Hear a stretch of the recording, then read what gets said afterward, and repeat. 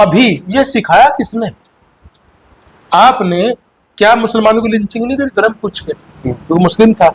आप मस्जिद में बुलडोजर फिराते हो क्या इसलिए नहीं कि धर्म मुस्लिम का है? सबसे बेहतरीन मौका आज की तारीख में सरकार के पास है कि वो चाहे और अपनी बहुत बढ़िया फील्डिंग अगर इंटरनेशनल लेवल पे लगाए, कूटनीतिक फील्डिंग बढ़िया सी लगाए, जैसे कि विश्व गुरु मोदी जी कर सकते हैं। जो आदमी यूक्रेन का युद्ध रुकवा सकता है टेलीफोन पे, तो क्या पीओके को वापस नहीं ला सकता? है उसके अंदर पावर। स्वागत है साथियों, मैं आपके साथ मुस्तफा चौधरी। मेरे साथ इस वक्त लोकेश सलारपुरी जी मौजूद हैं। बीती 22 अप्रैल को देश की अस्मिता पर हमला हुआ था। पहलगाम में जो आतंकवादी हमला हुआ था, ना सिर्फ वो पहलगाम पे हुआ था बल्कि हमारी अस्मिता पर और हमारी एकता और अखंडता पर हमला हुआ था, जिसमें हमारे 28 निर्दोष निहत्थे बेकसूर लोगों ने अपनी जान गंवाई। और उसके बाद देश भर में माहौल गर्म है। पहले तो मैं लोकेश जी आपका बहुत बहुत स्वागत करता हूं, और इस पूरी घटनाक्रम पर आपकी प्रतिक्रिया क्या है? नहीं, प्रतिक्रिया तो ये है कि देश अपने आप को बहुत दुखी अपमानित महसूस कर रहा है, बहुत क्रोधित है। पूरा देश है, हिंदू मुसलमानों कोई सवाल ही नहीं इसमें, सभी सब क्रोध में है। और सब के सभी उम्मीद करे बैठे हैं कि शायद पाकिस्तान का नामो निशान मिटा दिया है मोदी जी, क्योंकि मोदी जी के ऊपर बहुत भरोसा है। भी ऐसा नहीं कि भरोसा नहीं, उनके ऊपर बहुत भरोसा है देश को। तो हर कोई ये मान के चल रहा है, खासतौर पे जो भाजपा समर्थक है वो तो जबरदस्त रोष में भी है, जोश में भी है, गुस्से में भी है और उम्मीद से भी है कि कम से कम और भी कुछ नहीं, कम से कम ये पीओके तो वापस ले ही लेंगे। पीओके तो वापस ले ही लेंगे। और जैसे कि आपने कहा कि सभी भारतीय, हिंदू मुस्लिम सभी में आक्रोश है, लेकिन दूसरी तरफ एक और नैरेटिव सेट किया जा रहा है देश के अंदर। हमला करने वाले पाकिस्तानी आतंकवादी थे, वहां के किसी एक संगठन ने उसकी जिम्मेदारी दी। मुकर गया वैसे कल वो। संभावना है उधर से ही आतंकवादी आते हैं, और देश भर में एक दूसरा नैरेटिव सेट करने की कोशिश की जा रही है। जगह जगह से वीडियो आ रही है कि भाई मुसलमानों को घुसने नहीं दिया जाए, मारपीट भी की जा रही है, जैसा कि भारतीय मुसलमानों ने हमला किया। ये माहौल भी तो बनाने की कोशिश की जा रही है। देखिए, ये माहौल कोशिश कर रहे हैं, लेकिन बहुत ज्यादा बन नहीं पाएगा। क्यों नहीं बन पाएगा? क्योंकि अभी साथ साथ एक पैरेलल में एक वीडियो मोदी जी की चल रही है। उसमें कह रहे हैं जो मुख्यमंत्री थे कि ये समस्या बॉर्डर पे नहीं है, समस्या दिल्ली में बैठी हुई है। वो सारी बातें बताते हैं कि सरकार आपकी है, बीएसएफ आपके अंडर है, मिलिट्री आपके अंडर में, बॉर्डर से कोई आता कैसे आ पाएगा, हथियार सब आप कर सकते हो। तो यानी आप करना नहीं चाहते। वो पिछली कांग्रेस सरकार को बताना चाह रहे थे उस वीडियो में। एग्जैक्ट ठीक वही कंडीशन आज बनी हुई है। तो वो वीडियो में कम से कम 1000 जगह देख चुका हूँ, बार बार वीडियो हर जगह दी जा रही है। तो वो जो नैरेटिव आमतौर पर सेट करने में सरकारें कामयाब हो जाती थी, इस बार उतनी पावरफुल तरीके से नैरेटिव सेट नहीं हो पा रहा। इसमें मुसलमानों की बहुत समझदारी मुझे महसूस हुई। पहली बार देखा कश्मीर में तो जबरदस्त अभूतपूर्व बंद रहा है, सड़कों पर निकल रहे हैं, रो रहे हैं लोग, स्वतःस्फूर्त बंद रहा। किसी सरकार ने, किसी ने काल की, किसी पार्टी ने काल की, वहां के व्यापारियों ने काल की। जितने हमारे बड़े बड़े संगठन है मुस्लिम के, वो एजुकेशन के सब संगठन हो, धार्मिक संगठन, कोई भी हो, बड़े बड़े लीडर्स, पार्टियों के मेंबर्स बड़े बड़े, सबका एक मात्र बयान वही आया कि ये पाकिस्तान के खिलाफ, ये भारत के खिलाफ है, हम भारतीयों पर हमला है। कुल मिलाकर एकजुटता सब लोग दिखा रहे हैं। अब ये जो आप बता रहे नैरेटिव बना रहे हैं, कुछ लोग मूर्ख लोग हैं, तो शुरू से होते हैं, हर देश में होते हैं। वो तो जब अमेरिका में हुआ था तब भी ये कंडीशन लोगों ने बनाई थी कि ये तो ट्विन टावर तो बुश के ने अपने चक्कर में खुद गिरवा दिया, इसका भाई ये था, इसका बाप हो, तो पता नहीं कितनी बातें चलती है। वो यहाँ भी चल रही है, लेकिन नैरेटिव सेट मुझे नहीं लगता कि हो पाया है। हाँ, मैं फिर कह रहा हूँ, जो बीजेपी का कट्टर समर्थक है वो बेहद रोष और जोश दोनों चीजों में है, गुस्सा उसका चरम पर। तो क्या उनके रोष और जोश पर सरकार खरी उतरेगी? क्योंकि हमारी सरकार कमजोर तो है नहीं, और जैसा कि जिन लोगों का आप जिक्र कर रहे हैं उनके हिसाब से तो हम विश्व गुरु भी हैं, और पाकिस्तान एक बड़ा कमजोर देश भी है। यकीनन वहाँ भुखमरी है, उनके हालात खराब है, वो एक कट्टर धार्मिक लोगों से घिरा हुआ देश है। तो ये मौका भी है और दस्तूर भी, और हमारे पास जो है बहाना भी है। मुझे तो जहां तक अब तक भाई मेरे तजुर्बे हैं, जो मैंने देखा तो सरकारों काम करते हुए, जो अंदर की चीजें जानकारी रखते हैं, उसके हिसाब से जो लग रहा है शायद सरकार शेर की सवारी कर रही है। जैसे कहते हैं कहा सांप की उम्र छछुंदर, कुछ इस टाइप की स्थिति बन गई सरकार की। क्योंकि जैसे 4-5 ये सिंबॉलिक डिसीजन लिए, आपने टारी बॉर्डर बंद कर दिया, क्या फर्क पड़ रहा है? आपने वीजा रद्द कर दिया, क्या फर्क पड़ने वाला है? तो बहुत लंबे टाइम चलता रहा। आप ही ने कभी खोले भी थे, पहले से भी बंद थे। आपने सिंधु नदी वाली बात की, वो सबको पता है, उसमें वो सारा पेज खुल के सामने आएगा, अभी संभव ही नहीं है। अब एक सिंबॉलिक है, बल्कि उसमें बैक फायर हो सकता है। नहीं, ये तो फिर पुलवामा के समय भी ये चर्चाएं हुई थी, हुआ क्या था भाई? सिंधु का आप जब नहीं कर पाए, जब 65 का ईद हुआ, 71 का हुआ, कारगिल हुआ, तब भी नहीं कर पाए। अब आप कैसे करेंगे? आप जनता को एक तरीके से, ठीक है, उनका रोष थामने की कोशिश कर रहे हैं। तो मुझे अब तक ये लगा कि अब तक सरकार शायद सिर्फ जनता के रोष को थामने की कोशिश भर कर रही है, और शायद सीधे लड़ाई में नहीं जाएगी। रास्ता तो निकालेगी, वो रास्ता ढूंढ नहीं पा रही है कि कूटनीति तैयारियों में लगी हुई होगी। चूंकि एक अड़चन चीन भी है, लड़ाई होगी तो पीओके पे होगी, सीधी सी बात है। जो हमारा ही है, उसी के ऊपर हमला करेंगे, वही मारना भी होगा, क्योंकि वही इनके कैंप भी है आतंकवादियों। और पीओके में चीन का बहुत निवेश है। तो चीन एक, अभी आपने ध्यान नहीं दिया, तुर्की और चीन दो देश ऐसे जिन्होंने इस घटना की निंदा नहीं करी। चीन से हमारा तगड़ा व्यापार भी है, और जब आप डिटेल में जाओगे तो पता लगेगा जब मोदी जी मुख्यमंत्री थे कितनी बार चीन गए थे। चीन से बड़े गहरे संबंध हैं, भाजपा के, आरएसएस के, सरकार के, व्यापार खूब से फैल रहा फूल रहा, सब चीजें हैं। तो चीन वहां एक बड़ी मुख्य बाधा आएगा। एक बड़ी बाधा जो मैं निजी तौर पर महसूस कर रहा हूँ, हो सकता है मैं गलत, उसे कूटनीति का मैं बहुत बड़ा ज्ञाता नहीं। जब इंदिरा गांधी ने 71 के युद्ध में बांग्लादेश अलग कराया था, तब भारत आज इतना मजबूत नहीं था, लेकिन वो लीडरशिप बहुत कट्टर मजबूत थी, इसमें कोई शक नहीं है। वजह क्या थी कि उनकी पीठ पर रूस खड़ा हुआ था। रूस के अमेरिका के 36 का खड़ा था, तो रूस के साथ दोस्ती थी भारत की, और अगर रूस रहा तो शायद इतना संभव नहीं था। अमेरिका का सारा जो विरोध था उन्होंने ठंडा कर दिया था। अब भारत के पास ऐसा कोई नहीं। यूरोपियन कंट्रीज है, उनकी कोई वैल्यू नहीं, उन्हें कौन समझ रहा है? अमेरिका कुछ नहीं समझता, छोटी छोटी कंट्रीज है।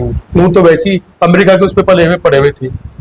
फ्रांस को थोड़ा बहुत समझ लो, उसकी हालत खुद खराब है, वो आपके साथ क्या वो करेगा? कौन देश बचे? चीन और अमेरिका और रूस। चीन का क्लियर है, अमेरिका का सबको पता है, बहुत दिन से प्रेशराइज कर रहा था इंडिया को कि आप चीन के साथ कहीं ना कहीं उलझ जाए, उसको अपना अस्तित्व बचाने के लिए बहुत जरूरी है उलझे। वो संभावना मुझे नहीं लग पाती कर पाएंगे। रूस के साथ वो पुरानी स्थिति है ही नहीं, क्योंकि इन्होंने रूस के साथ में कहीं अमेरिका के खेमे में गए, रूस को महसूस तो हुआ, बोलते नहीं है। जैसा भी ईरान ने दिक्कत दी, लेकिन तब भी ईरान के उनके संबंध तो है, तभी समझौता भी हुआ है, क्योंकि तो अंतरराष्ट्रीय संबंध तो जरूरत के आधार पर बनते हैं। तो लगता है शायद सरकार कहीं ना कहीं पसोपेश में है, प्रेशर बहुत ज्यादा है कि कुछ किया जाए, और सिंबॉलिक से इस बार काम नहीं चलेगा। हालांकि ये इनका जो इकोसिस्टम बहुत धार धार के बोलेगा। अब अर्णव गोस्वामी जैसे मूर्ख लोग भी यहाँ मौजूद हैं, जिन्होंने कहा कि ये सुप्रीम कोर्ट की गलती से हमला हुआ है। बताइए, जब इस लेवल की मूर्खता शुरू होती है ना, फिर जनता भी इतनी मूर्ख नहीं होती। वहाँ की राज्य सरकार को दोषी ठहरा रहे हैं, जो कि केंद्र शासित प्रदेश है। देखिए, राज्य सरकार, मैं वो तो कह रहा हूँ, जनता मोह होती है, भावुक होती है, और बड़ी भीड़ होती है। आप उसको एक बार उल्लू बना सकते हैं, 2 बार 3 बार, लेकिन बार बार नहीं बना सकते। जनता इतनी भी मूर्ख नहीं होती ना समझ पाए। अगर इतनी मूर्ख होती तो वाजपेयी की सरकार ना जाती, इंदिरा गांधी की सरकार ना जाती, वो बाकी सरकारें अदला बदली ना हुआ करती। आप लगातार एक इकोसिस्टम बना करके सत्ता में बने हुए हैं, तो जनता इतनी मूर्ख नहीं है जो अब नहीं समझ रही है। समझ तो रही है जनता कि हो क्या रहा है, इसलिए उसका प्रेशर बहुत ज्यादा है। और मैं आपको एक बात क्लियर करूं, अगर ये कुछ बड़ा ठोस निर्णायक रिजल्ट देने में नाकाम रहे, तो इनकी सत्ता ज्यादा दिन की फिर बचेगी नहीं। अच्छा, जैसा कि आतंकवादियों ने धर्म पूछ कर टारगेट किया, उसके प्रति लोगों का गहरा रोष है, होना भी चाहिए। तो क्या उनका, आतंकवादियों का मकसद हमारे ही देश के बीच हिंदू मुस्लिम कराने का था? ये उनको सिखाया किसने? आतंकवादी ने धर्म पूछा, मुसलमान ने क्या पहले नहीं हुआ क्या ऐसा? पंजाब में हिंदुओं का धर्म पूछ के नहीं गोलियां मारे गए थे, खालिस्तानियों ने मारी थी सिख आतंकवाद जब था, जब यही था। और ये तो जब भी कई आतंकवाद होता है ऐसा होता है। श्रीलंका में ऐसा होता था, सिंगली तमिलों के बीच में जब था, वो पूछ के मारते थे गोली। 84 में सिखों का भी 84 में यही हुआ था, जनसंहार हुआ था। अब आप मुझे बताइए कि अभी ये सिखाया किसने? आपने क्या मुसलमानों की लिंचिंग नहीं करी धर्म पूछ के? वो मुस्लिम था। आप मस्जिद में बुलडोजर फिराते हो, क्या इसलिए नहीं कि धर्म मुस्लिम का है? तो आपने तो सिखाया भाई। आप देश में कुछ चीज सिखाएंगे तो उसका जब वो उसका बदला तो देंगे ना। घटना छोटी बड़ी हो सकती है, ये 28 लोगों की जान गई, हम इससे किसी घटना का तो कंपेयर नहीं कर सकते, लेकिन ठेलियों पर और रेडी खोमचों पर भी पहचान लिखी गई। आपने तो लिखवाई है ना सरकार, जब आपने लिखवाई है तो फिर वो रिजल्ट आएगा ना इस तरह का। कोई भी करना शुरू कर देगा, कल को वो गुज्जर अगर कभी भगवान ने अगर कभी मान ले किसी दो जातियों में झगड़ा हो जाए तो वो भी तो यही करेंगे, हाँ भाई एक ही जाति का है, सैनी है, अच्छा ठीक, सैनी 50 से गुज्जर है, चल ठीक। अगर कल ऐसा होगा तब क्या करोगे आप? और बाहर के आतंकवादियों ने ऐसा किया और उसका दंश मुसलमान, भारतीय मुसलमान क्यों झेले? या फिर भारतीय मुसलमानों का भविष्य पाकिस्तान के आतंकवादी तय करेंगे? ये तो गलती है, ये कूटनीतिक और दूरंदेशी की कमी है। ये जिन्हें बोलते हैं ना नेहरू वगैरह, वो भारत में तो मुसलमान कहीं ऐसा नहीं कर रहा ना कि धर्म पूछ करके कुछ गड़बड़ कर रहा है। अगर बाहर के आतंकवादी ने धर्म पूछ कर ऐसा किया तो उसका दंश भारतीय मुसलमान झेले, और क्या भारतीय मुसलमानों का भविष्य ही पाकिस्तान के आतंकवादी करेंगे? होना उल्टा चाहिए था, होना ही चाहिए था कि ये सरकार इनिशिएटिव लेती, बोलती कि भारत के मुसलमान तुम्हारा भविष्य तय करेंगे आतंकवादियों। ये एक माहौल ये बनाया जाना चाहिए था कि भारत के मुसलमान, जिस तरह मुसलमान निकल कर क्या आया, जैसे मुसलमान निकल के आया, इन्होंने एकदम ये करना चाहिए था कि देखो आतंकवादी भारत के मुसलमान हिंदुस्तान के साथ खड़ा, तुम्हारा भविष्य यही तय करेंगे। अब वो उल्टा रहा है। पाकिस्तान की बराबर तो हम हैं, भारतीय मुसलमान ही उनके बराबर है, ज्यादा है भाई, उनसे ज्यादा ही है, ज्यादा है। और हम अगर खुद ही उनको और उनसे पावरफुल भी है, उनसे पावरफुल भी, ज्यादा भी है, पावरफुल भी है। वो तो बेचारे कहीं है ही नहीं आज की तारीख में। हमारा यहाँ डॉलर अगर 85-86 रुपए का, तो वहाँ 200 कुछ रुपए का डॉलर। बिल्कुल बिल्कुल। वहां तो चीजों की कमी बहुत ज्यादा, शॉर्टेज तो है ही है। अब सबसे बेहतरीन मौका आज की तारीख में सरकार के पास है कि वो चाहे और अपनी बहुत बढ़िया फील्डिंग अगर इंटरनेशनल लेवल पर लगाए, कूटनीतिक फील्डिंग बढ़िया सी लगाए, जैसे कि विश्वगुरु मोदी जी कर सकते हैं। जो आदमी यूक्रेन का युद्ध रुकवा सकता है टेलीफोन पे, तो क्या पीओके को वापस नहीं ला सकता? है उसके अंदर है पावर। और ऐसे समय में जब हम पावरफुल हैं, और बिल्कुल भाई पूरी दुनिया जानती है और कि देश बहुत साथ खड़ा है, पावरफुल राष्ट्राध्यक्ष है देश के, पूरे देश को पता है इस बात का, पूरी दुनिया को पता है, डंका बजता है, यूक्रेन का युद्ध रुकवा सकते हैं, और बहुत सारे काम इन्होंने ऐसे किए हैं। तो यार जब अंत यहाँ गले से ऊपर पानी चला गया तो पीए को आप ला सकते हैं, बिल्कुल ला सकते हैं। कितने दिन लगते हैं? पूरा देश साथ है, पूरी मिलिट्री करे, पूरा विपक्षी पार्टी साथ है, पूरी दुनिया साथ है भाई, फिर आप जरूरत किस चीज की है, इंतजार किस बात का, ये हम नहीं समझ पा रहे। और फिर हम दूसरे देश की उस पर नहीं कर रहे, हम अपना ही, हमारा ही तो है वो, हमारा है वो। आप तो ये सब नहीं कि भाई हम किसी दूसरे देश से हम उनका हिस्सा छीन रहे हैं। आप संसद में उसकी सीट छोड़े बैठे हैं, यानी आपका हिस्सा हुआ ना। बिल्कुल, नक्शे में हमारे है, नक्शे में हमारे, आप संसद में सीट छोड़े बैठे हो उसकी, तो कम से कम पाकिस्तान का अवैध कब्जा है, अवैध कब्जा है, तो आप उसे नहीं छुड़ा पा रहे हो। आप मस्जिदों के उनके कब्जे छुड़ाने पर लगे हो। जो हमारा आपस में घरेलू मैटर, आप उसे छुड़ाओ ना, देखो मजा आएगा, क्या जय जयकार होगी पूरी दुनिया में, आप क्या अमर हो जाओगे मोदी जी। बिल्कुल बिल्कुल। एक लास्ट सवाल, जो लोग पाकिस्तान के साथ ना लड़ करके भारत में ही हिंदू मुस्लिम करने पर आमादा है और खुद को देशभक्त भी बड़ा घोषित करने की कोशिश कर रहे हैं, तो क्या वे भारत के अंदर ही गृह युद्ध की स्थिति पैदा करके भी देशभक्त बने रहना उनके लिए मैटर करता है? पीयूष गोयल का कल एक बयान आया, मैं कहीं देख रहा था, उन्होंने कहा सब कुछ हो सकता है लेकिन 140-42 करोड़ की जनता जो है वो राष्ट्र प्रेम नहीं, राष्ट्रवाद नहीं है, देशभक्त नहीं है। यानी अगर आपने 40 करोड़ जनता को कहता है आपके अंदर राष्ट्रवाद नहीं है, इसका मतलब आप साफ करेगा आप राष्ट्रद्रोही है। अगर आप देशभक्त नहीं है तो आप देशद्रोही हुए ना, बीच की तो कंडीशन कोई होती नहीं है, तो आप देशभक्त या देशद्रोही है।